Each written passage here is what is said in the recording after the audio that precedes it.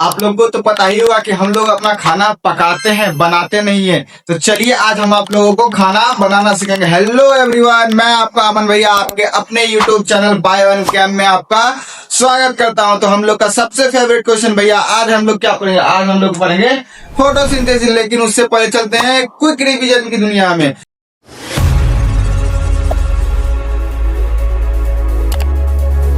Revision में हम लोग पिछले क्लास में क्या पढ़ा था? न्यूट्रिशन। न्यूट्रिशन एक ऐसी प्रक्रिया है जिसमें ऑर्गेनिज्म खाने को ऑब्टेन करता है और यूटिलाइज करता है। किसके लिए? एनर्जी के लिए, ग्रोथ के लिए और रिपेयर के लिए। तो हमने उसके बाद पढ़ा था ऑटोट्रोपिक न्यूट्रिशन और हेट्रोट्रोपिक न्यूट्रिशन। ऑटोट्रोपिक न्यूट्रिशन वो होता है जिसमें ऑर्गेनिज्म अपना खुद का खाना बनाता है। किससे? इनऑर्गेनिक सब्सटेंस से।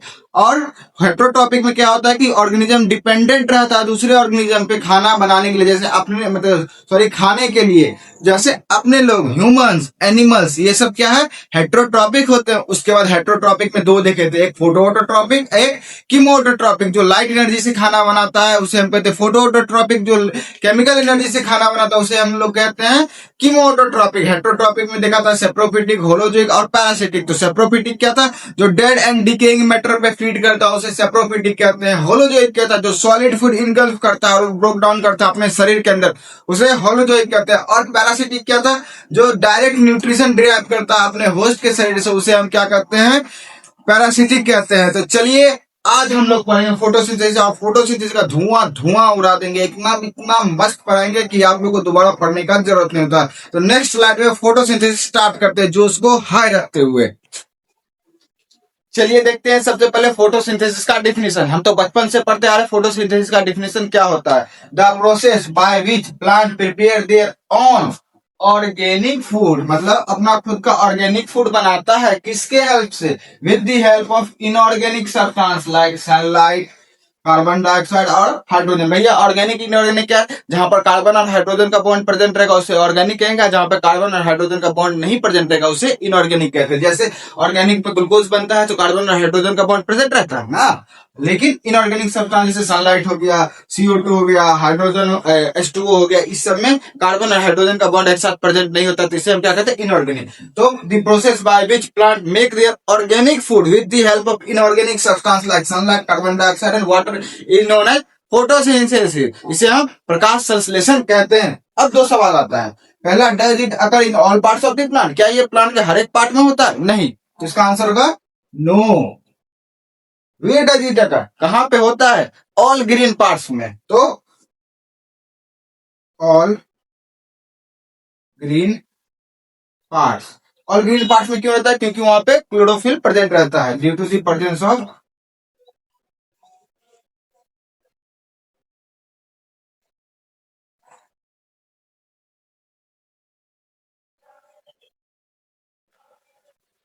क्लोरोफिल। जहां जहां प्रेजेंट रहेगा वहां वहां पे होगा। जैसे हमारा लीफ और यंग स्टेम, जब स्टेम यंग रहता है तो क्या होता है? वहां पे ग्रीन कलर का पिगमेंट क्लोरोफिल पाया जाता है। तो इन सब जगहों पे हमारा फोटोसिंथेसिस होगा। अगले स्लाइड में हम लोग पढ़ते हैं फोटोसिंथेसिस के रॉ मटेरियल के बारे में। चलिए रॉ मटेरियल से पहले हम लोग साइट ऑफ फोटोसिंथेसिस देख लेते हैं। तो साइट ऑफ फोटोसिंथेसिस में कहा होता है? सबसे पहले प्लांट। तो प्लांट के किसमें पाया जाएगा? लीफ में पाया जाएगा। क्या वो क्यों? क्योंकि लीफ ग्रीन होता है। अच्छा, लीफ में कहां पाया जाता है? लीफ में एक स्पेशल सेल पाया जाता है जिसे क्या कहते हैं? मीजोफिल सेल कहते हैं। उस मीजोफिल सेल में क्या आता है? क्लोरोप्लास्ट। क्लोरोप्लास्ट क्या होता है? एक तरीके का प्लास्टिड होता है। और उस प्लास्टिड में, क्लोरोप्लास्ट में क्या पाया जाता है? क्लोरोफिल पाया जाता है। यहाँ पर दो तीन चीज बातें और है। जैसे हमारा मीजोफिल सेल दो प्रकार का होता है। मीजोफिल सेल दो प्रकार का होता है। कौन सा? एक होता है पेलिसेड, पेलिसेड मीजोफिल, और दूसरा होता है स्पॉन्जी मीजोफिल।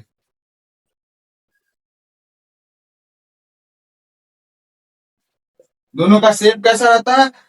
पेलिसेड का शेप इस तरीका से रहता है और मीजोफिल का शेप इस तरीका से गोल रहता है। और इसके अंदर बहुत सारे क्या पाए जाते हैं? क्लोरोप्लास्ट पाए जाते हैं।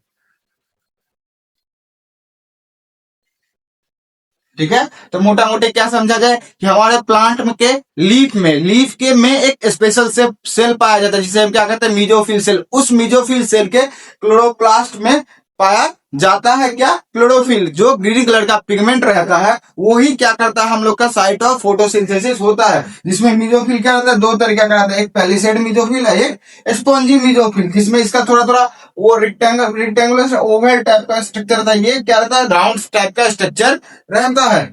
और एक सेल में ना बहुत सारे हमारे क्लोरोप्लास्ट पाए जा सकते हैं। तो एक मीजोफिल सेल में बहुत सारे क्लोरोप्लास्ट पाए जाते हैं। जो क्लोरोफिल होता है वो क्या रहता है, ग्रीन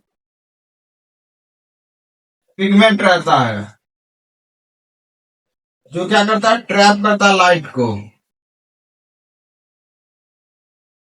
ठीक है। नेक्स्ट स्लाइड में हम लोग रॉ मटेरियल के बारे में पढ़ते हैं। चलिए अब हम लोग देखते हैं रॉ मटेरियल के बारे में। हमारे फोटोसिंथेसिस में रॉ मटेरियल क्या होता है और उसके बाद देखेंगे प्रोडक्ट के बारे में। तो सबसे पहला रॉ मटेरियल होता है लाइट एनर्जी। लाइट एनर्जी कहाँ से आता है, हमारे सनलाइट से आता है। उसके बाद कार्बन डाइऑक्साइड, कार्बन डाइऑक्साइड कहाँ से आता है, वो एटमोस्फियर से लेता है लीफ। उसके अलावा क्लोरोफिल, क्लोरोफिल कहाँ पाया जाता है, तो क्लोरोप्लास्ट में पाया जाता है। उसके अलावा वाटर, वाटर कहाँ से आता है, सॉइल से आता है, जो रूट एब्जॉर्ब करता है। उसके अलावा एक इंपॉर्टेंट और चीज, मिनरल्स। मिनरल्स में क्या, जैसे NPK, nitrogen, phosphorus, potassium. Potassium, और उसमें क्या होता है कि जो नाइट्रोजन रहता है किस फॉर्म में आता है, नाइट्रेन और नाइट्राइट के फॉर्म में आता है। तो ये हमारे हो गए रॉ मटेरियल। अब प्रोडक्ट क्या बनता है, प्रोडक्ट बनता है सबसे पहला ऑक्सीजन। ऑक्सीजन वापस एटमॉस्फेयर में रिलीज हो जाता है। उसके अलावा क्या बनता है, glucose.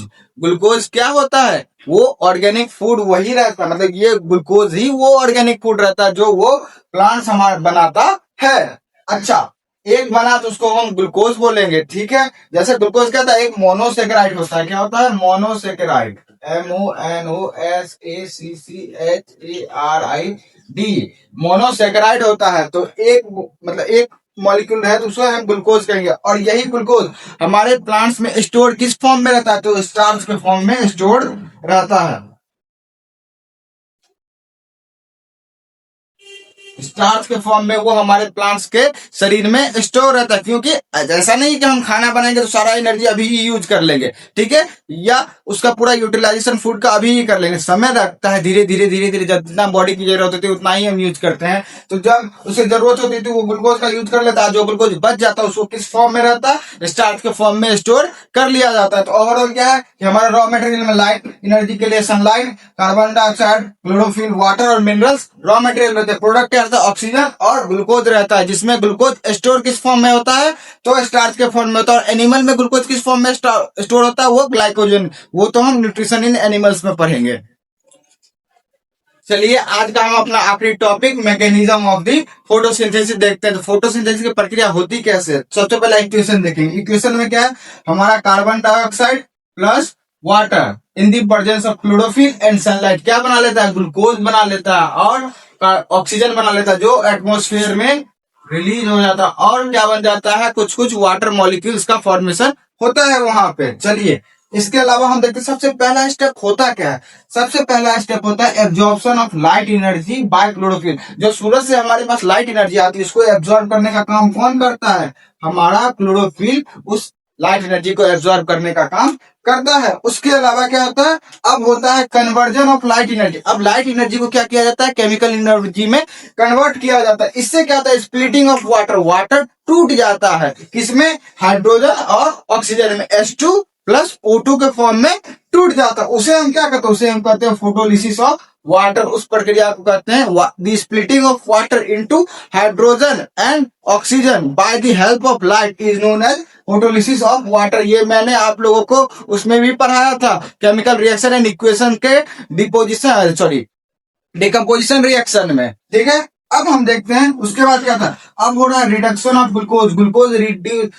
Reduction of carbon dioxide to glucose. हमारा कार्बन डाइऑक्साइड रिड्यूस हो गया, क्या बन जाता है, ग्लूकोज बन जाता है। भैया रिडक्शन कैसे हो रहा है, हमने आपको बताया था कि या तो क्या हो जाएगा, रिमूवल ऑफ ऑक्सीजन हो जाएगा, या तो आपका क्या हो जाएगा, एडिशन ऑफ द हाइड्रोजन। यहाँ पे आप गौर कीजिएगा, कार्बन और ऑक्सीजन है तो किस रेशियो में है, 1:2 में है। लेकिन यहाँ पे क्या है, कार्बन और ऑक्सीजन में क्या हो रहा है, ग्लूकोज में कार्बन 1 है 6 है और ऑक्सीजन भी 6 है, तो 1:1 में अब कन्वर्ट हो चुका है। लेकिन हाइड्रोजन क्या आ गया है, 1:2 में, मतलब एक कार्बन पे 2 हाइड्रोजन हुआ है। इसका मतलब क्या, एडिशन ऑफ द हाइड्रोजन ज्यादा मात्रा में हुआ है, इसलिए ये रिडक्शन कहलाएगा। तो reduction of the reduction of the carbon dioxide to glucose, carbon dioxide का रिडक्शन हो गया और वो ग्लूकोज बन गया। ग्लूकोज क्या होता है, एक कार्बोहाइड्रेट होता है। तो मोटा मोटी बात क्या है कि भैया सबसे पहले एब्जॉर्प्शन हो जाएगा लाइट का, किसके द्वारा, क्लोरोफिल के द्वारा। उस लाइट से क्या किया जाए, उस लाइट एनर्जी को केमिकल एनर्जी में कन्वर्ट करके वाटर को तोड़ दिया जाएगा, किसमें, हाइड्रोजन और ऑक्सीजन में। उसे क्या कहते हैं, फोटोलिसिस बोलते हैं। और क्या हो जाएगा उसके बाद, हमारा जो कार्बन डाइऑक्साइड है उसका रिडक्शन करके ग्लूकोज बना दिया जाएगा। और क्या बना दिया जाएगा, उसे कार्बोहाइड्रेट। ग्लूकोज एक तरह का कार्बोहाइड्रेट है, मोनोसैकेराइड है, जिसमें ये दोनों जो हमारा पहला स्टेप है वो क्या है, लाइट रिएक्शन। लाइट रिएक्शन ये हमेशा in the presence of the light होगा। लाइट के प्रेजेंस के अलावा मतलब in the absence of the light कभी नहीं होगा। बट ये क्या होता है, ये होता है डार्क रिएक्शन। ये लाइट के प्रेजेंस में हो भी सकता है और नहीं भी हो सकता है। हम आशा करें छी कि यहाँ के चैप्टर सब समझ में आयल हो।